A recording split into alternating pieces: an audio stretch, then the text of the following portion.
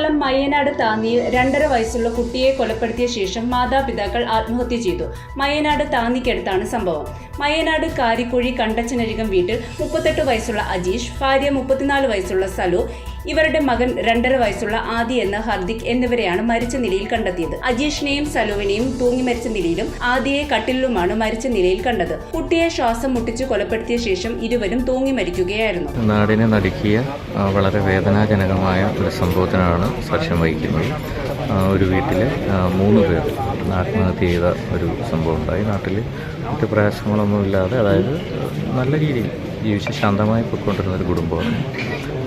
ഇന്നിപ്പോൾ രാവിലെ ഉറപ്പെഴുന്നേൽക്കാൻ വന്ന് നോക്കുമ്പോഴാണ്, രക്ഷകർത്താക്കൾ വന്ന് നോക്കുമ്പോഴാണ് ഈ മരണം കാണുന്നത്.